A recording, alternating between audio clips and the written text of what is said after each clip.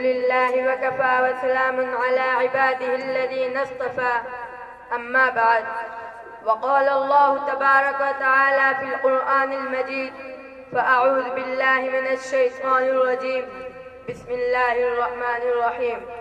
ولا تهنوا ولا تحزنوا وأنتم الأعلون إن كنتم مؤمنين. وقال النبي صلى الله عليه وسلم: الإسلام يعلو ولا يعلى، أو كما قال عليه الصلاة والسلام. اسلام غالب ہونے کے لیے آیا ہے، مغلوب ہونے کے لیے نہیں۔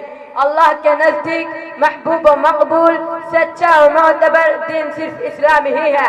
اللہ تعالیٰ کا فرمان مبارک ہے کہ وہ اللہ ہی ہے جس نے اپنے رسول کو ہدایت اور دین حق کے ساتھ بھیجا ہے تاکہ اسے ہر دوسرے دین پر غالب کر دے، خواہ مشرکوں کو کتنا ہی ناگوار ہو۔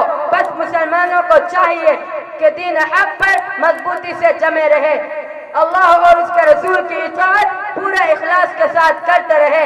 اسلام کے دشمن شر پسندوں نے بابری مسجد کو ناجائز اور غیر قانونی طور پر شہید کر دیا۔ بنارس کی گیان وابی مسجد کو ضرورتاً مسئلہ بنا کر اپنی مرضی کا فیصلہ مسلط کرتے ہوئے مشرکوں نے وہاں پوجا پاٹ کا سلسلہ شروع کر دیا۔ فلسطین میں یہودیوں نے بے شمار مساجد کو شہید کر دیا اور درندگی کی بدترین مثال قائم کرتے ہوئے متعدد مرتبہ مسجد اقصی کی بے حرمتی کی، اس کے تقدس کو خدا عام پامال کیا، نہتے مسلحوں پر تشدد کیا گیا۔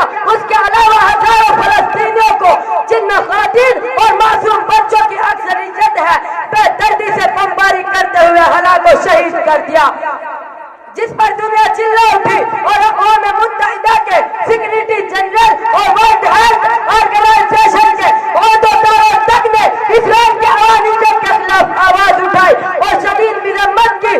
غربیہ کے مشرکوں، یہودیوں اور منافقوں کی اسلام اور مسلمانوں سے عداوت، بغض و حسد اور ان کا ظلم دن بدن بڑھتا ہی جا رہا ہے اور مظلوم مسلمانوں کا خون ساری دنیا میں بے حسی سے بہایا جا رہا ہے۔